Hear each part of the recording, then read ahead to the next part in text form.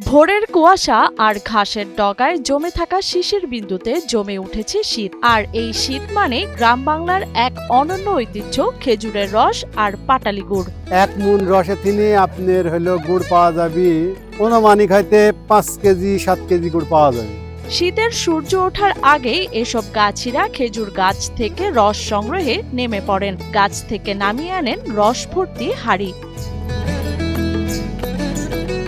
সংগৃহীত রস নিয়ে গাছিরা ছুটে যান চুলার পাশে। টিনের বড় পাত্রে রস ঢেলে জাল দেয়া হলে ধীরে ধীরে তার রূপ নেয় পাটালি গুড়ে। এই যে খেজুর গাছ ছাঁটি, প্রথমে আসি ছাঁটি চাঁচ দিই, তারপরে লাল মারি তারপরে ঘোরা 1 মাস ওই করতেই চলে যায়। তারপরে হতে হাঁড়ি টাড়ি দিই, দেওয়ার পরে যে গাছ কাটার পরে যে রস সংগ্রহ করিলে আনি 3 ঘন্টা 3.5 ঘন্টা এরকম জাল পাড়া লাগে।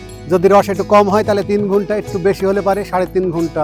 মানভেদে ধামরায়ে প্রতি কেজি খেজুরের গুড় বিক্রি হচ্ছে 500 থেকে 600 টাকা দরে। অগ্রহায়ণ থেকে মাঘ মাস পর্যন্তই মূলত রসের মৌসুম। গুড় 600 করে বিক্রি করি আর চৌরসটা 500।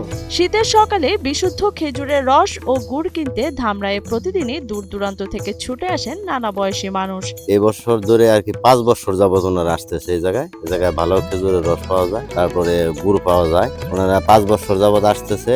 সকালবেলা অনেক দূর দূরান্ত থেকে মানুষ রস খেতে এই জায়গায় আসে, রাত্রিতেও আসে। তবে কালের পরিক্রমায় খেজুর গাছ কমে যাওয়ায় এই ঐতিহ্য হারিয়ে যাওয়ার আশঙ্কা দেখা দিয়েছে। ঐতিহ্য রক্ষায় নতুন করে বেশি বেশি খেজুর গাছের চারা রোপণের আহ্বান জানিয়েছেন উপজেলা কৃষি বিভাগও। এগুলোর দাম কমে যাওয়ার কারণে মানুষ অবহেলায় পড়ে যায়, এগুলোর অর্থনৈতিক দুর্ঘটনায় পড়ে, এজন্য এগুলা কমে গেছিল। সবাই তো কমে গেলেও ছাড় দেয় নাই, তাদের জীবন পেশা ধরে রাখার জন্য কেউ হয়তো বা ধরে রাখছে এই গাছগুলো। শীতের সকালে খেজুরের রস আর পাটালি গুড় ধামরায়ের এই ঐতিহ্য এখনো ধরে রেখেছে গ্রাম বাংলার স্বাদ ও সংস্কৃতি।